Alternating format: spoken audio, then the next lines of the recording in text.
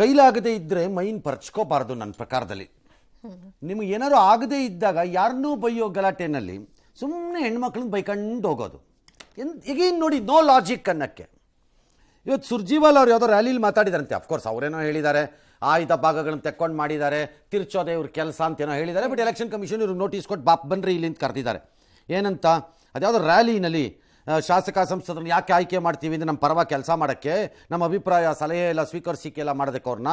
ಆದರೆ ಹೇಮಮಾಲಿನಿ ಈ ಥರದ್ದೇನೋ ಅದೇನೋ ಏನದಂಗಂದರೆ ನನಗೇನು ಅರ್ಥ ಆಗಲಿಲ್ಲ ಅದ್ರದ್ದು. ಬಿ ಜೆ ಪಿಯನ್ನು ಸಂಸದರೇ ಮಾಡ್ತಾರಂತೆ ಕೆಟ್ಟದಾಗೇನೋ ಹೇಳ್ಬಿಟ್ಟಿದ್ದಾರೆ. ಹಿಡ್ಕೊಂಡ್ರು ಬಿ ಜೆ ಪಿಯವರು, ಜಗಕ್ಕೆ ಸ್ಟಾರ್ಟ್ ಮಾಡಿದ್ರು. Election ಕಮಿಷನವ್ರಿಗೆ notice. ಕಂಗನಾ ರಣಾವತ್ತು ಹೇಮಮಾಲಿನಿ ಎಲ್ಲ ಏನು ಕಾಂಗ್ರೆಸ್ನವ್ರು ಹೇಳೋದು, ಮೊಹಬ್ಬತ್ ಕ ದುಕಾನ್ ತೆಗೆದುಬಿಟ್ಟಿದ್ದೀವಿ, ಪ್ರೀತಿಯ ಅಂಗಡಿ. ಇದು ಪ್ರೀತಿಯ ಅಂಗಡಿನ, ಇದು ದ್ವೇಷದ ಅಂಗಡಿ ನೀವು ತೆಗೆದಿರೋದು ಅಂತ ಅವರು.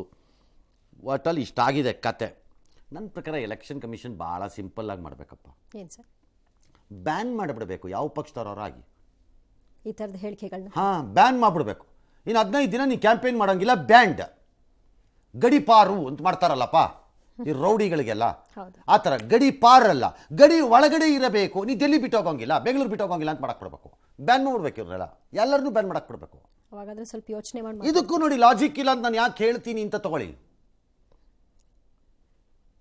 ಸೋನಿಯಾ ಗಾಂಧಿ ಹೆಸರಿನಲ್ಲಿ ಪಕ್ಷವನ್ನು ಪುನರುಜ್ಜೀವನ ಮಾಡಿಕೊಂಡ Congress, you have any sense or common sense ಮತ್ತೆ ಹೆಣ್ಮಕ್ಳ ಮೇಲೆ ಮಾತಾಡೋಕ್ಕೆ? ಅಥವಾ ನಾರಿ ಶಕ್ತಿಯ ಬಗ್ಗೆ ಪದೇ ಪದೇ ಮಾತಾಡುವಂಥ ಬಿ ಜೆ ಪಿ, ಅದರದ್ದು ಯಾವುದೇ ಒಬ್ಬ ಮುಖಂಡ ಕೆಡದಾಗ ಹೆಣ್ಮಕ್ಳ ಬಗ್ಗೆ ಮಾತಾಡಿದ್ರೆ do they have any common sense ಅಂತ ಕೇಳಬೇಕಾ ಬೇಡವಾಗ? ಮಾತತ್ರ ನಾರಿ ಶಕ್ತಿ ಅಂತೀರಿ, ಅವ್ನು ಯಾವನೋ ಉಡಾಫೆ ಗಿರಾಕಿ ಮಾತಾಡ್ತಿದ್ದ, ನನಗೆ ತಲೆ ಇದೆಯಾ ಅಂತ ಕೇಳಬೇಕಾ ಬೇಡವಾ? ಸೇಮ್ ಇದು ತಾನೆ.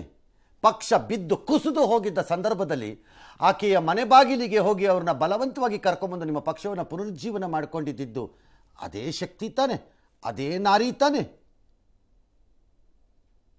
ಯಾರನ್ನ ಅವಮಾನಿಸಿದ್ರು ಅವ್ರಿಗೂ ಅವಮಾನಿಸ್ದಂಗೆ ಅಲ್ವಾ? What is this? ಎಸ್, ಇನ್ನು ಲೋಕಸಭಾ ಚುನಾವಣಾ ಕಣದಲ್ಲಿ ಮತ್ತೆ ಆಪರೇಷನ್ ಕಮಲದ ವಿಚಾರವಾಗಿ ಸಿಎಂ ಪ್ರಸ್ತಾಪ ಮಾಡಿದ್ದಾರೆ. ಮಿಸ್ಟರ್ ಮೋದಿ ಅವರೇ, ಆಪರೇಷನ್ ಕಮಲಕ್ಕೆ ಸಾವಿರಾರು ಕೋಟಿ ಎಲ್ಲಿಂದ ಬಂತು? ರಾಜ್ಯದ ಜನತೆಗೆ ಉತ್ತರ ಕೊಡಿ ಅಂತ ಕೇಳಿದ್ದಾರೆ.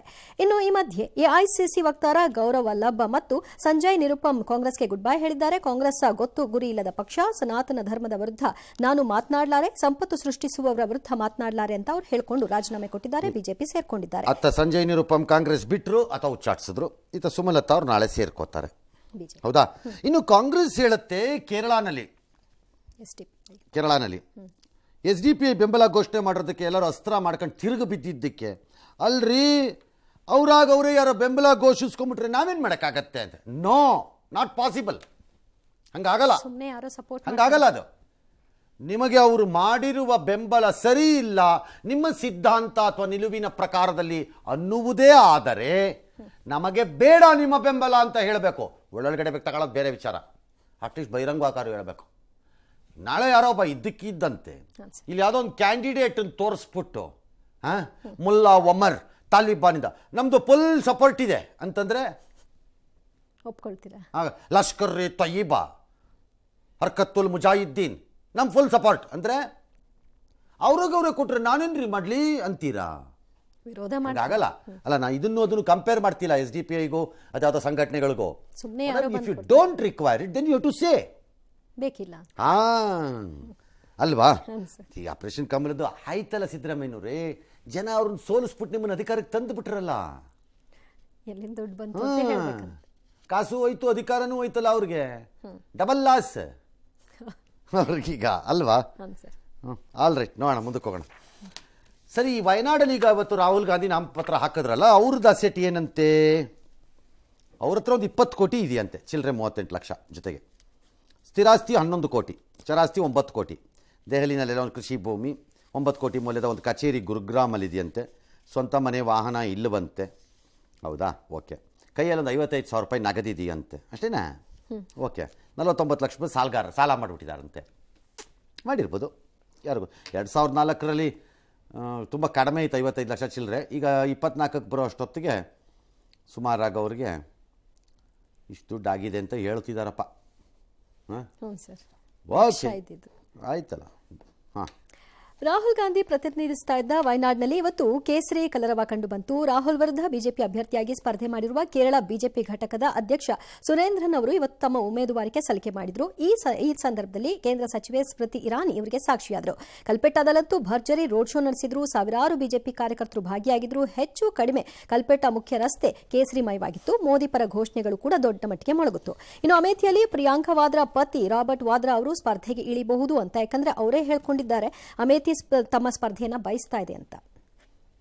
ಅಮೇಥಿ ಬಯಸತ್ತೋ, ಇವರೇ ಬಯಸ್ತಾರೋ, ಪಕ್ಷ ಬಯಸತ್ತೋ, ಯಾರು ಎಲ್ಲಿ ಬೇಕಾದ್ರೂ ನಿಲ್ಲಬಹುದು, ತಪ್ಪೇನು? ಜನರ ಆಯ್ಕೆ ಮಾಡ್ತಾರೆ. ಜನ ಆಯ್ಕೆ ಮಾಡೋದು ಬಿಡೋದು ಅವ್ರಿಗೆ ಬಿಟ್ಟಿದ್ದಷ್ಟೇ ಅಲ್ವಾ? ಇನ್ನು ಸ್ಮೃತಿ ಇರಾನಿ ಯಾಕೆ ಕೇರಳಕ್ಕೆ ಹೋಗ್ತಾರೆ? ಬೇಕು ಅಂತ ಮೆಸೇಜು, ಟಾಂಗೋ, ಟಕ್ಕರ್ರೋ, ನಮ್ಮ ಟಿವಿಲೆಲ್ಲ ಹಾಕ್ತೀವಲ್ಲ ಕೆಳಗಡೆ, ಆ ಟೈಪು ರಾಹುಲ್ ಗಾಂಧಿಗೆ ಅಷ್ಟೇ. ಕಿರಿಕೋ, ಆ ಥರ ಪದಗಳು ಏನೇನು ಬೇಕಾದ್ರೂ ಬಳಸ್ಕೋಬೋದು, ನಿಮ್ಗೆ ಬೇಕಾದ ಥರ. ಸೋನಿಯಾ ಗಾಂಧಿ ಸೇರಿ ಸುಮಾರು 14 ಜನ ಇವತ್ತು ರಾಜ್ಯಸಭೆಯಲ್ಲಿ ಸದಸ್ಯರಾಗಿ ಪ್ರಮಾಣ ವಚನವನ್ನು ಸ್ವೀಕಾರ ಮಾಡಿದ್ದಾರೆ. ಕರ್ನಾಟಕದಿಂದ ಆಯ್ಕೆಯಾಗಿರುವ ಅಜಯ್ ಮಾಖೇನ್, ನಾಸೀರ್ ಹುಸೇನ್ ಅವರು ಸೇರಿದಂತೆ ಎಲ್ಲರೂ ಇವತ್ತು ರಾಜ್ಯಸಭೆಯಲ್ಲಿ ಪ್ರಮಾಣ ವಚನ ತಗೊಂಡಿದ್ದಾರೆ. ಇನ್ನು ಅರವಿಂದ್ ಕೇಜ್ರಿವಾಲ್ ಅವರನ್ನ ದೆಹಲಿ ಸಿಎಂ ಹುದ್ದೆಯಿಂದ ವಜಾ ಮಾಡಬೇಕು ಅಂತ ಒಂದು ಅರ್ಜಿ ಹೈಕೋರ್ಟ್ಗೆ ಹೋಗಿತ್ತು, ದಿಲ್ಲಿ ಹೈಕೋರ್ಟ್ಗೆ. ಹೈಕೋರ್ಟ್ ಅದನ್ನು ವಜಾ ಮಾಡಿದೆ, PIL ಅನ್ನು. ಆಗಲ್ಲ ಮಾಡಿ ನಮ್ಮದು ಹುದ್ದೆಯಲ್ಲಿ ಮುಂದುವರಿಯೋದು ಬಿಡೋದು ಅವ್ರ ವಿಷಯ, ವೈಯಕ್ತಿಕ ಅಂತ. ಅವತ್ತೇ ಅಂದ್ವಿ no law debars him from operating ಅಂತ. ಯಾಕೆ ಅಂದರೆ ಪೀಪಲ್ಸ್ ರಿಪ್ರೆಸೆಂಟೇಷನ್ ಆ್ಯಕ್ಟಲ್ಲಿ ಜೈಲು ಒಳಗಡೆಯಿಂದಾನೇ ನಿಂತ್ಕೊಂಡು ಚುನಾವಣೆಗೆ ನಿಲ್ಲಬಹುದು ಅನ್ನೋದಾದರೆ, ಅಲ್ಲಿ ಆಯ್ಕೆಯಾದವರು ಒಳಕ್ಕೆ ಬಂದಾಗ ಅನರ್ಹರು ಹೇಗಾಗ್ತಾರೆ ಅಂತ ನನ್ನ ಪ್ರಶ್ನೆ. ಬಹಳ ಸರಳ, ಇಟ್ಸ್ ವೆರಿ ಸಿಂಪಲ್. ಏನೋ ಮಾಡಿದ್ದಾರೆ. ಈ ಮಧ್ಯೆ ಅವರ ವೈಫು ಒಂದೇನೋ ಇನ್ನೊಂದು ಸಂದೇಶ ಓದಿದಾರಂತೆ. ಓದಿದಾಗ ಮಧ್ಯದಲ್ಲಿ ಒಂದು ಫೋಟೋ ಆ್ಯಡ್ ಮಾಡಿದಾರಂತೆ. ಆ ಕಡೆ ಈ ಕಡೆ ಭಗತ್ ಸಿಂಗ್, ಅಂಬೇಡ್ಕರ್ ಮಧ್ಯದಲ್ಲಿ ಒಂದು ಆ್ಯಡ್ ಮಾಡಿದ್ದಾರೆ. ಅದೇನೆಂದರೆ ಅವರು ಜೈಲಲ್ಲಿರೋ ಥರದ್ದೊಂದು ಫೋಟೋ ಆ್ಯಡ್ ಮಾಡ್ಕೊಂಡಿದ್ದಾರಂತೆ. ಅವ್ರ ಹಸ್ಬೆಂಡ್ದೇನೋ ಮೆಸೇಜ್ ಓದಿದ್ದಾರೆ ಅವರು. ಈ ಮಧ್ಯೆ ಅಮೆರಿಕ ಹೇಳಿದಾರಂತೆ, ನಾವು ಪಕ್ಷಪಾತದಿಂದ ಮಾಡಿಲ್ಲಪ್ಪ, ಪ್ರತಿಯೊಬ್ಬರಿಗೂ ಒಂದೇ ರೀತಿ ಇರಬೇಕು ಕಾನೂನು, ಮಾನವ ಹಕ್ಕುಗಳ ರಕ್ಷಣೆ ಆಗಬೇಕು ಅಂತೆಲ್ಲ ಮಾತಾಡಿದ್ದೀವಿ ಅಷ್ಟೇ. ನೀವು ಒಬ್ಬರೇ ಅಲ್ಲ ಮಾತಾಡೋಕ್ಕೆ ಮಾನವ ಹಕ್ಕುಗಳು, ಕಾನೂನು ಅಂತ. ನಮ್ಮ ದೇಶದಲ್ಲೂ ಕಾನೂನು ಇದೆ, ನಿಮ್ಮ ದೇಶ ಒಂದೇ ಅಲ್ಲ. ನಿಮ್ಮ ದೇಶದಲ್ಲೂ ಸಾವಿರ ಸರಿ ಬಂದಿದೆ ಈ ಪ್ರಶ್ನೆ. ಕರಿಯರಿಗೆ ಕಾನೂನು ಇಲ್ಲಿ ಸರಿ ಇಲ್ಲ ಅಂತ ಕರಿಯರು, ಬಿಳಿಯರು ನಮ್ಮನ್ನು ಕರಿಯರ್ ದಬಾಳಿಕೆ ಮಾಡಿಬಿಡ್ತಿದ್ದಾರೆ ಅಂತ ಇನ್ಯಾರೋ ಬಿಳಿಯರು, ಬೇರೆ ದೇಶದವರು ನಿಮ್ದೊಂದು ಕಾನೂನು ನಮಗೊಂದು ಕಾನೂನು ಅಂತ ಕೇಳೋದು ಎಲ್ಲ ನಾವು ಕೇಳಿಸ್ಕೊಂಡಿದ್ದೀವಿ ನಿಮ್ಮ ದೇಶದ ಬಗ್ಗೆ. ಸುಮ್ಮನೆ ಬಂದು ನಮಗೆ ಬುರುಡೆ ಬಿಡಬೇಡಿ. ಎಸ್, ಮುಂದಕ್ಕೆ ಹೋಗೋಣ. ಬೆಂಗಳೂರಿನ ಕೋರಮಂಗಲ ಸುತ್ತಮುತ್ತ ಕಳೆದ 2 ದಿನಗಳಿಂದ ಅತಿ ಕಡಿಮೆ ಎತ್ತರದಲ್ಲಿ ಬೋಯಿಂಗ್ ವಿಮಾನ ಹಾರ್ತಾ ಇರೋದು ಸ್ಥಳೀಯರ ಆತಂಕಕ್ಕೆ ಕಾರಣವಾಗಿದೆ. HAL ಏರ್ಪೋರ್ಟ್ ಮೇಲೆ 5-6 ರೌಂಡ್ ಹೊಡೆದು ಹೋಗ್ತಾ ಇದೆ. ಇದಕ್ಕೆ ಸಂಬಂಧಿಸಿದ ವಿಡಿಯೋ ಒಂದು ವೈರಲ್ ಆಗಿದೆ. ಅದು ದೆಹಲಿಯಿಂದ ಬೆಂಗಳೂರಿಗೆ ಬಂದು ಲ್ಯಾಂಡ್ ಆಗದೆ ವಾಪಸ್ ಆಗಿದೆ. ಸದ್ಯ ನೀತಿ ಸಂಹಿತೆ ಜಾರಿಯಲ್ಲಿರುವ ಕಾರಣ ವಿವಿಐಪಿಗಳು ಈ ವಿಮಾನವನ್ನು ಹೆಚ್ಚು ಬಳಸ್ತಾ ಇಲ್ಲ. ಇದನ್ನ ಕಂಡೀಷನ್ ನಲ್ಲಿ ಇರಿಸಲು ಪೈಲಟ್ಗಳಿಗೆ ತರಬೇತಿ ನೀಡಲು ಬಳಸ್ತಿರಬಹುದು ಅಂತ ಹೇಳಲಾಗ್ತಿದೆ. ಪೈಲಟ್ಗಳಿಗೆ ತರಬೇತಿ ಕೊಡಕ್ಕೆ ಬೆಂಗಳೂರೇ ಬೇಕಾ?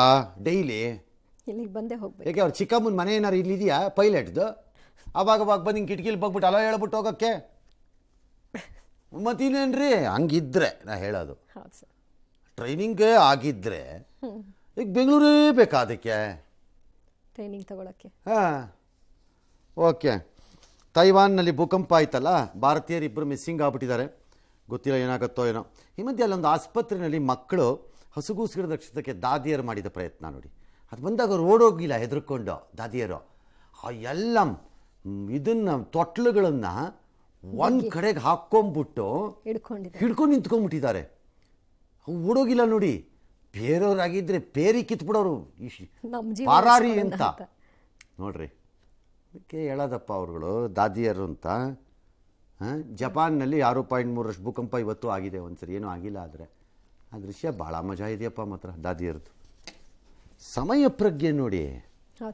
ಭಯದಲ್ಲಿ ಎಂಥವ್ರಿಗೂ ಹೊಳೆಯಲ್ಲ, ಓಡೋಗ್ಬಿಡ್ತಾರೆ. ಸೂಕ್ತ ಸಿದ್ಧತೆ ಇಲ್ಲದೆ ರಕ್ಷಣಾ ಕಾರ್ಯಾಚರಣೆಗೆ ಮುಂದಾದ ಅರಣ್ಯ ಸಿಬ್ಬಂದಿ ಮೇಲೆ ಚಿರತೆ ದಾಳಿ ನಡೆಸೋದಕ್ಕೆ ಮುಂದಾಯಿತು. ಜಮ್ಮು ಕಾಶ್ಮೀರದ ಗಂಧರ್ಬಾಲ್ನಲ್ಲಿ ಘಟನೆ ನಡೆಯಿತು. ಕೂಡಲೇ ಚಿರತೆ ಮೇಲೆ ಸ್ಥಳೀಯರು ಮತ್ತು ಅರಣ್ಯ ಸಿಬ್ಬಂದಿಗಳು ಬಡಿಗೆಗಳಿಂದ ದಾಳಿ ನಡೆಸಿ ಅರಣ್ಯ ಸಿಬ್ಬಂದಿಯನ್ನು ರಕ್ಷಣೆ ಮಾಡಿಕೊಂಡ್ರು. ಆದರೆ ಕಾರ್ಯಾಚರಣೆಯ ರೀತಿ ಮತ್ತು ಚಿರತೆ ಮೇಲಿನ ದಾಳಿಗೆ ಭಾರಿ ಆಕ್ರೋಶ ವ್ಯಕ್ತವಾಗಿದೆ. ಅಯ್ಯೋ, ಅಡ್ಕಸಿಬಿಗಳಂತಂದು ಕಚಡಗಳ ನಿಮ್ಮನ್ನು ಯಾವನ ಅಪಾಯಿಂಟ್ ಮಾಡಿದವನು ಫಾರೆಸ್ಟ್ ಡಿಪಾರ್ಟ್ಮೆಂಟಿಗೆ? ಇದನ್ನು ಯಾರು ಪಬ್ಲಿಕ್ ಈ ಥರ ಬಡಿಗೆ ತಗೊಂಡು ಹೊಡೆದ್ಗಿಡ್ದಿದ್ದರೆ ಬಿಡ್ತಿದ್ರ? ಕೇಸ್ ಹಾಕಿ ಬೆಂಡೆತ್ಬಿಡ್ತಿದ್ರಿ. ಅಡ್ಕಸಿಬಿಗಳು ತಗೊಂಡು ಡಿಸ್ಮಿಸ್ ಮಾಡ್ರೋ ಆ ಇಡಿಯಟ್ಗಳನ್ನೆಲ್ಲ, ಆ ಫಾರೆಸ್ಟ್ನವ್ರನ್ನ. ನಮ್ಮ ರಾಜ್ಯ ಆಗಿದ್ದಿದ್ದು ಅದೇ ಮಾಡಿಸ್ಬೋದಾಗಿತ್ತು. ಅಲ್ಲಾಗಿರೋ ನಮ್ಮ ರಾಜ್ಯದಲ್ಲೂ ನೋಡಲಿಲ್ವಾ ಹಿಂಗೆ ಹಿಡ್ಕೊಂಡು ನಿಂತ್ಬಿಟ್ಟು ಟೈ ಅಂತ ತಾರೋಗಿದ್ದಿದ್ದನ್ನು. ಒಳ್ಳೆ ಅಟಕಶ್ಪಿಗಳು ಬಂದುಬಿಟ್ಟಿದ್ದೀರಿ, ಬರೀ ನಮಗೆ ಮಾತ್ರ ರೂಲ್ಸು.